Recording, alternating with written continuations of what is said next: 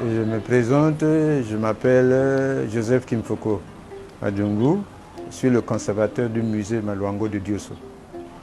Bon, disons que le musée Maluango de Diosso est sur le site de l'ancienne capitale du royaume de Luango, qui est à Diosso. Et en fait de compte, Diosso-Luango, c'était l'ancienne capitale du royaume.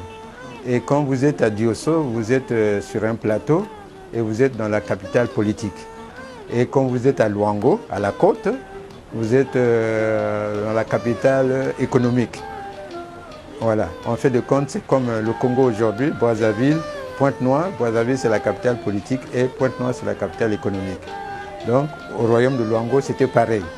Luango-Diosso, Diosso, c'est la capitale politique et Luango, à la côte, c'est la capitale commerciale, donc le port. L'ancien port des esclaves en Nemo et après, c'est devenu le port commercial pour toute activité économique. Nous pouvons dire que l'ancien site, disons le port des esclaves de la baie de Luango, date presque depuis le XVIe siècle. Il faut comparer au site comme le site de Gorée, conçu par les Européens comme fort et comptoir pour stocker les esclaves et les marchandises qu'on échangeait contre les esclaves. Donc pour Luango, c'était pareil. Mais malheureusement, quand on quitte un peu l'Afrique de l'Ouest, au Sénégal, il y a un comptoir conçu en matériaux durables. Et on quitte également Cape Coast au Ghana. Le site, le comptoir est conçu en matériaux durables. On quitte également le Bénin, un fort de Sao Tomé et Principe. Là, c'est au nord du Gabon. Les comptoirs sont en matériaux durables. Et c'est conçu depuis le XVIe siècle. Maintenant, quand on arrive à Luango, l'ancien port des esclaves, le comptoir était conçu en matériaux végétaux. Et manque d'entretien, le comptoir est tombé en ruine. Donc, plus d'existence, plus de vestiges. Peut-être le seul vestige qu'on peut dire aujourd'hui, c'est la stèle qui a été construite en 1897 pour dire que cet endroit ne devait pas être oublié, comme un repère, quoi. Parce que le comptoir, matériaux végétal, était tombé en ruine et il n'existe plus. Et nous avons aujourd'hui, avec le projet Mata Tchebo, essayé de recenser un peu ces manguiers séculaires. Et là où il y avait le comptoir, jusqu'à aujourd'hui, il y a 3 manguiers qui représentent comme un repère à l'ancien site des esclaves à Luango. Voilà ce que je peux dire pour l'ancien port des esclaves à Luango. Ce site, pour lui donner la valeur qu'il mérite, depuis le préfet d'Imou, de 2008 à 2017, j'avais toujours présenté une image à monsieur le préfet pour dire si c'était possible de reconstruire ce comptoir-là, ça aiderait un peu toutes les générations qui grandissent aujourd'hui et qui devaient venir découvrir qu'est-ce qu'a été l'ancien port des esclaves à Luango. Et on voyait ce comptoir, les enfants devaient méditer et réfléchir pour dire tiens, il fallait des comptoirs que les Européens construisaient pour stocker les esclaves avant de les embarquer. Mais avant de les embarquer, il fallait les sélectionner. Il fallait avoir 18 à 30 ans, mesurer 1m63, bonne musculature, une dentition saine.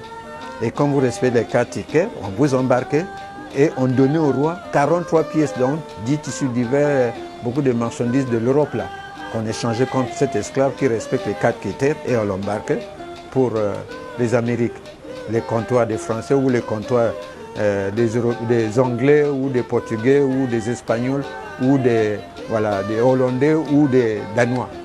Voilà. Donc aujourd'hui, s'il y a des moyens, pour moi, en tant qu'historien, c'est restaurer, réhabiliter un peu le comptoir. Parce que quand vous parlez à un enfant, l'histoire de comptoir, il va se réveiller et dire le comptoir sert à quoi? Le comptoir, c'est la maison là où on stockait les esclaves avant de les embarquer. Et avant de les embarquer, c'est dans le comptoir qu'on les sélectionnait.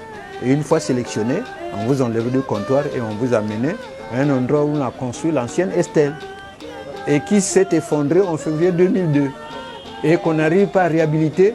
Et on a préféré, agresser le site. On est allé construire une Estelle moderne sur le site historique. Et voilà tout un problème.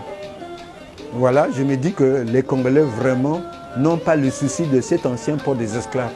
Si les gens étaient soucieux, ils ne devaient pas mettre les trucs neufs sur les sites comme ça là. c'était question de réhabiliter la stèle ancienne qui s'était fait.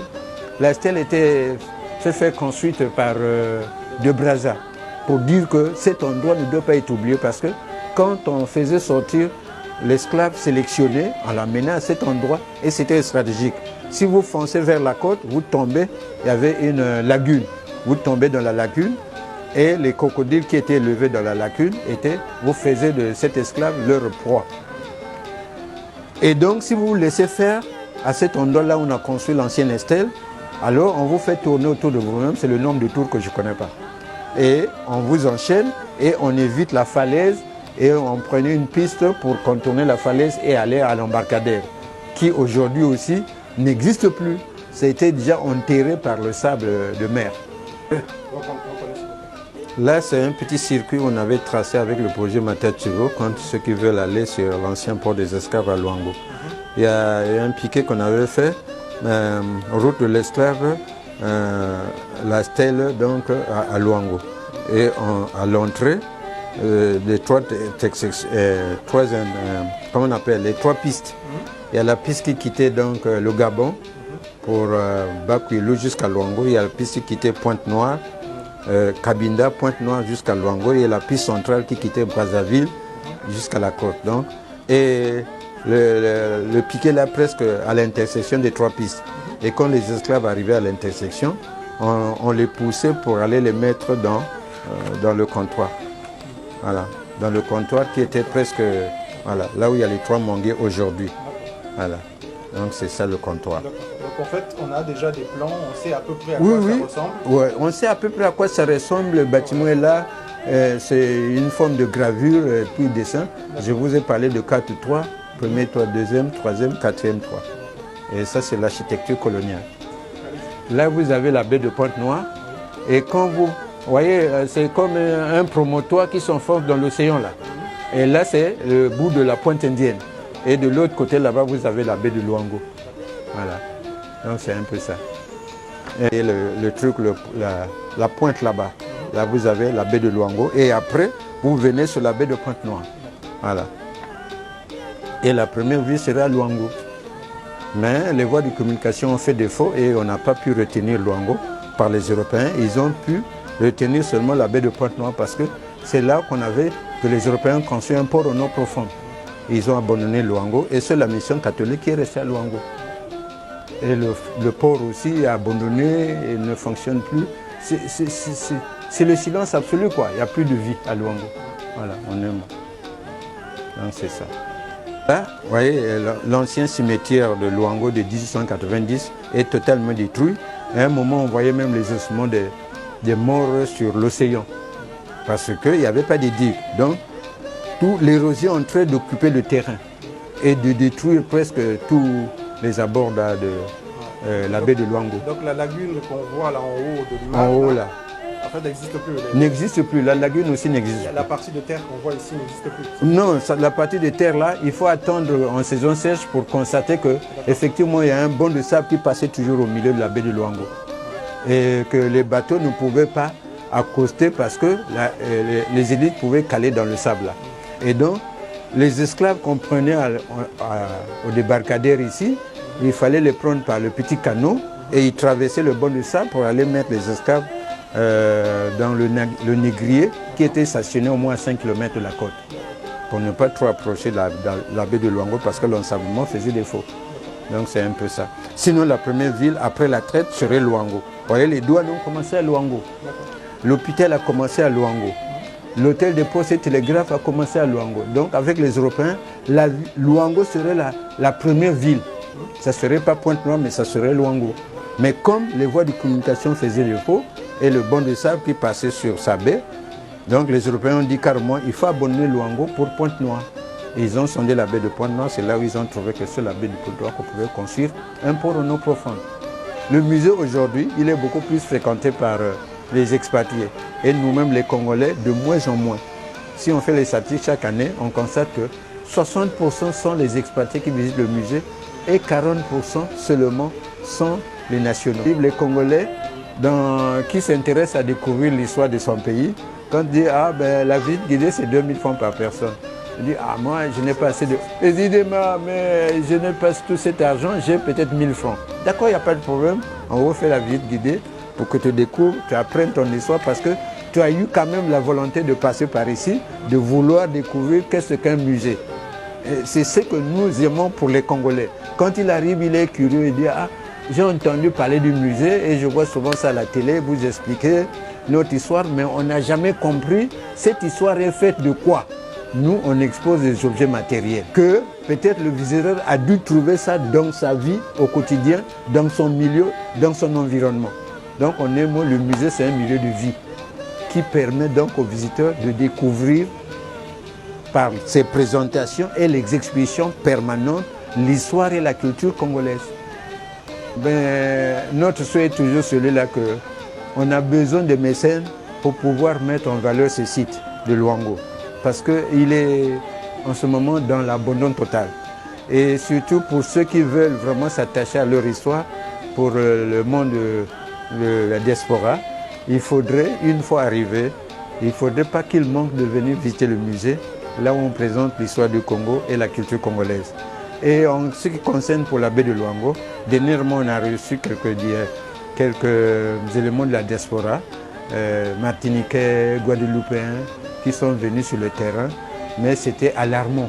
Et il y a même ceux qui les larmes ont coulé parce qu'ils se disent, vous les Congolais, vous n'êtes pas sérieux. Un site qui a vu les gens passer par là, que ce soit Tchadiens, Gabonais, Centrafricains, Congolais, par ici pour les Amériques, et ça ne vous soucie pas et vous préférez abandonner, vraiment ça c'est un grand souci.